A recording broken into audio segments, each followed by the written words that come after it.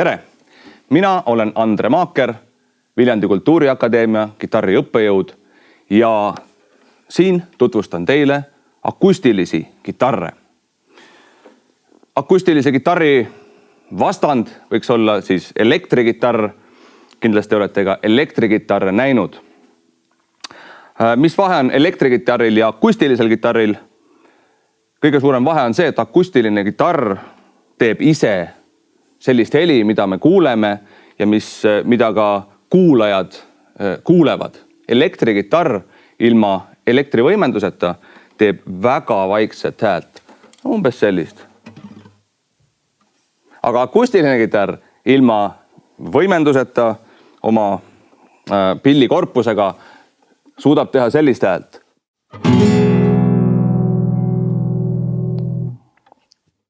Palju valjem kui elektrikitarr. Nüüd akustilisi kitarre ja üldse nii ka elektrikitarre on väga palju erinevaid.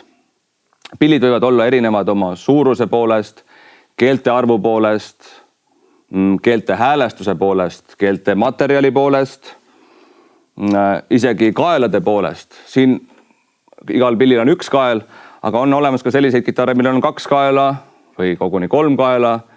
Isegi, ma ei tea, kõige rohkem ma olen näinud võib-olla 10 kaelaga pilli.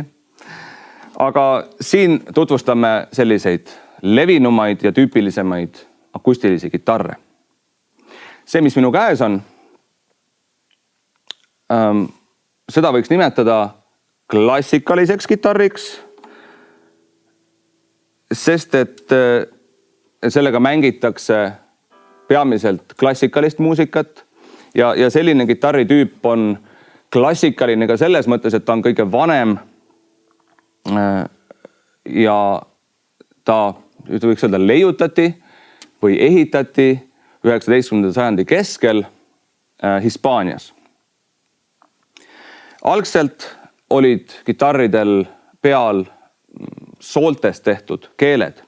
Tänapäeval kasutatakse ka metallkeeli, kasutatakse ka nailonkeeli ja sellel klassikalisel kitarril on peal nailonkeeled ja need on oma kõla poolest kõige sarnasemad nendele algsetele soolkeeltele.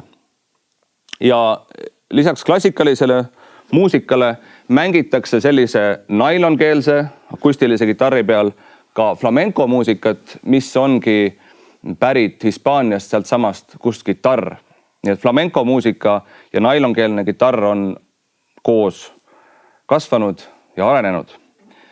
Flamenco muusika on selline rütmiline ja jõuline. Seda on selle pilli peal hea teha.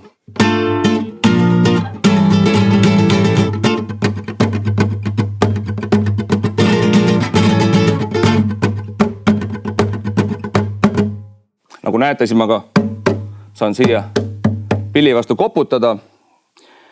Kitarr on selles suhtes pakub väga palju võimalusi, et neid keeli võib sõrmedega lüüa. Neid võib ka sõrmedega tõmmata. Neid võib ka sõrmedega paitada. Ja pill kohe vastab sellele, kui sa teda paitad, siis ta mängib ka paitava häälega. Ma võin ka pöidlaga mängida. Ma võin siit veel pehmema hääle saada. Ja siit palju teravama hääle. Ma võin neid keeli ka lüüa niiviisi.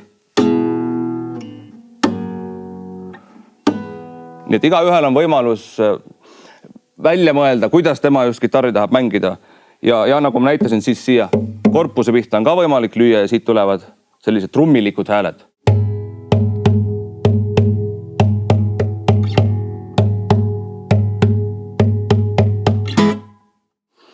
Siis on kitarriga põnevad sellised ülemhelid, mis keeli tõmmates teatud kohtadelt kõlama hakkavad. Võib-olla olete kuulnud sellist häält? Või sellist?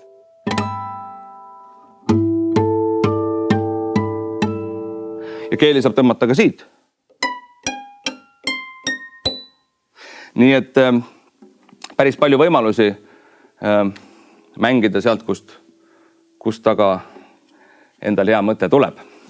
Aga liigume edasi, vaatame, kust seda järgmist pilli saab tõmmata. Eks ole, need pillid üpris sarnased. Üks on natuke pikem kui teine. Aga siin on kõige suurem erinevus just selles, et siin on need nailonkeeled, mis kõlavad pehmemalt ja sellel pillil on metallkeeled, mis kõlavad metallisemalt ja teravamalt.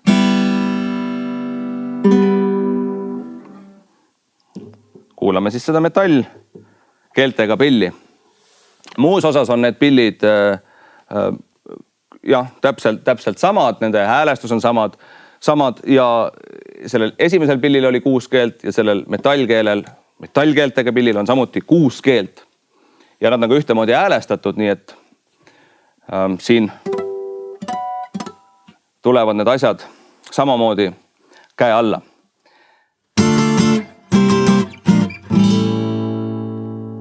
Metalline kõla.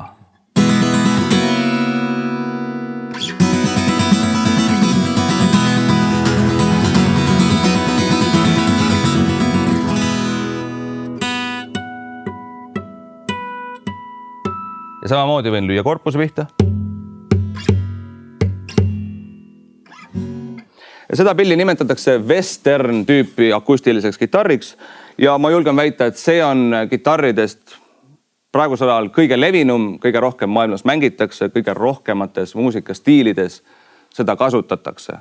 Kui nailonkeelne peamiselt oli klassikalises muusikas, flamenco muusikas ja ka Lõuna-Ameerika stiilides, siis seda võib leida kõikides ülejäänutes maades ja äärmiselt levinud on see popmuusikas. Aga see ei ole veel kõik. Siin on ka kolmas pill, mis nüüd erineb nendest eelmistest keelte arvu poolest. Siin on ka metallkeeled nagu eelmisel pillil, aga neid on kokku 12 tükki. Kui võrdleme selle 6-keelse pilliga, siis siin on igat keelt 2 tükki. Nii tulebki 6 korrutada 2-ga, kokku 12. Ja aga see ei ole tegelikult mingi suur haruldus, sest selliste topeltkeeltega pille on kitarri sugulaste seas väga palju.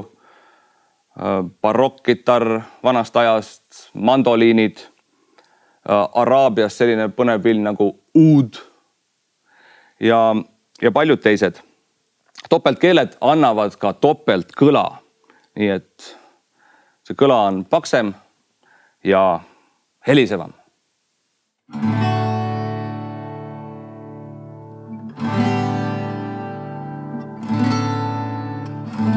Minule meenutab see kannelt.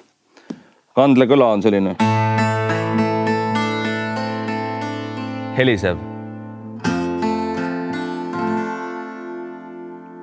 Ja seda pilli, kes märkas, ma võtsin keelte vahelt väikese rohelise medika. Paljusid kitarri moodi keelpille mängitakse siis lisaks sõrmedele ka medikaga. Ja mis selles head on, medikas jällegi annab veelgi tugevama kõla. Sõrmed on sellise pehmema kõlaga ja medikas annab teravama ja täpsema kõla. Nii et kuulame medikaga mängitud 12-keelset akustilist kitarri.